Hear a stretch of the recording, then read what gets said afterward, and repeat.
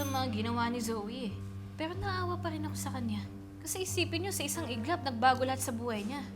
Siguro mas magiging tahimik yung buhay natin kung namatay si Doc Carlos. Anong sabi mo? Gusto mong mamatay yung daddy ko?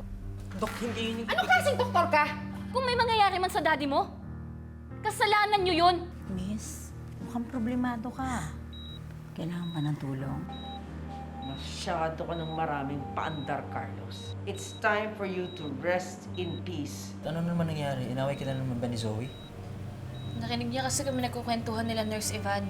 Akala niya gusto kong mamatay si Doc Carlos. Mali yung pagkakaintindi niya sa akin. Sorry, Carlos. Pero hindi ka pa rin maliligtas ng anak mo o ni Annalyn. Panahon na para ipasundo na kita kay kamatayan. Alam mo ba na gusto niyang mamatay yung daddy natin? Kayang-kaya niyang gumawa ng masama. Lalo na kung naisip niya na naagrabyado siya. May naisip ako na mas ikagaganda pa ng mga plano ko. Anong nangyari? Nurse, give me atropine, 1 amp. Atropine 1 amp.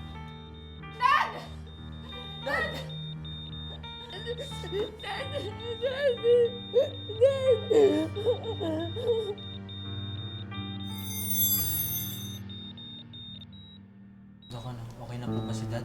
Stable na ang mga vitals niya. Doc, akala ko ba okay na si daddy? Bakit biglang bumaba yung cardiac rate at BP niya? May binigay ba kayo sa kanya? Zoe, I demand a lab test now! Gusto ko malaman kung ano yung mga binigay niyo sa kanya.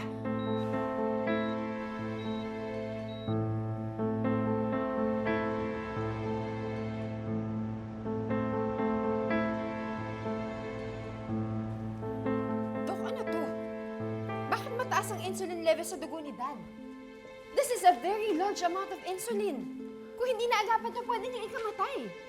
Yan nga yung pinagtataka ko eh. Wala naman akong in-order na insulin dahil wala akong nakikitang problema sa blood sugar ni Dr. Benitez, Zoe. Then how can you explain this? Bakit mataas ang insulin level niya sa blood niya? Ha? Are you trying to kill my father? Of course not, Zoe. Zoe! Huwag mo naman kausapin ng ganyan si Doc. Huwag kang nakikialam dito. Anak ako ng pasyente, may karapatan ako magtanong. Kung hindi naman ikaw ang attending physician ni Daddy, umalis ka na dito. Zoe, pwede mo naman kausapin ng mahinahon si Doc. Di ba doktor ka? Respetuhin mo naman yung kapwa-doktor mo. Napakapakailamera mo eh, no? Ano yung bagay sa'yo? Zoe! Bagay sa'yo, Zoe! ito, dahil pakailamera Zoe, ka. ano ba? Ayun, bagay sa'yo. Zoe, tama na! Ano ba? Sa'yo? Tama na, please! Zoe, please stop! Zoe! Stop that! Bakit mo sinasaktan si Annalyn? Dahil pakailamera yung anak mo. Anak ako ng pasyente and I have every right to intervene kung may nangyayari man sa tatay ko. Pwede naman kayong mag-usap na maayos. Bakit kailangan mong maging bayolente? Because someone's trying to kill my father. Eto, ayan. May nag-inject ng insulin sa kanya. Kitang-kita naman sa lab test na yan. I'm just trying to protect my dad. Lalong-lalo na sa mga taong alam kong may motibo laban sa kanya. Zoe! Sana dinefend mo ako ng ganyan nung niloko ako ng mami mo. Pero hindi. Pinili mong sumali sa kasinungalingan niya.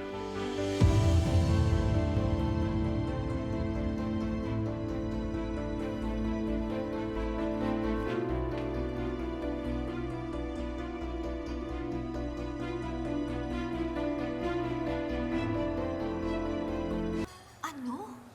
Merong gustong pumatay kay Carlos? Teka, paano mo mangyayari yun? Di ba merong pulis na nakabantay dun sa kwarto niya? Hindi ko rin maipaliwanag eh. Salamat. Pero nakita ko yung blood test result ni Carlos. Mataas nga yung insulin level niya. Sino naman ang gagawa nun? Lynette, syempre, yung may galit lang naman kay Doc Carlos ang gagawa nun, no? Excuse me. Makikisabat lang ho. Eh di ba, yung pamilya niyo lang naman ang galit kay Doc Carlos. Eh, anong gusto mong tumbukin? Sa palagay mo ba, magagawa ng kaibigan ko yon? Uy, wala naman akong sinabi. Napaka-defensive mo naman. Hindi. Yung tono mo kasi parang pinagbibintangan mo na talaga yung kaibigan ko na ang gumawa nun kay Doc Carlos, eh. Aba, teka. Ang sabi ko, di ba pamilya niyo lang naman ang may galit kay Doc Carlos? Wala akong binanggit na pangalan. Ay nako, bibili sana ako kaya lang parang huwag na lang. Excuse me. Huwag ka na talaga bibili mo dito! Alam mo kung sino ka, ha? Diyosa! Laki-laki ng mata mo! Diyosa! Huwag mo nang patulan. Ano ka ba? Diyosa, huwag mo na patulan. Isipin na lang niya kung anong gusto niya isipin. Alam naman natin na hindi kayang gawin ni Lynette yan. Kahit sino man sa pamilya natin.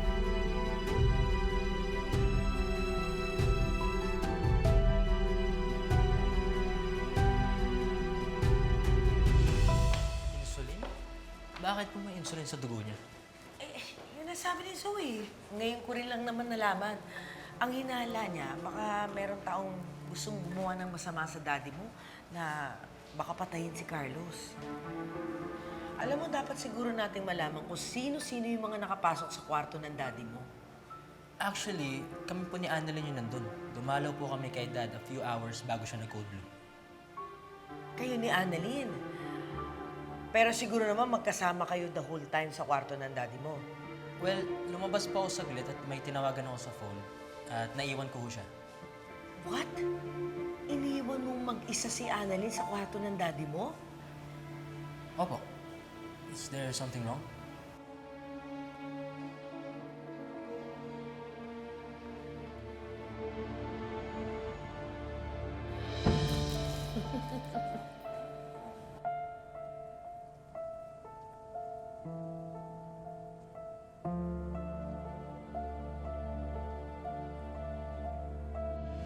Actually, kami po ni Annalyn yung nandun. Dumalaw po kami kay Dad a few hours bago siya nag-code blue.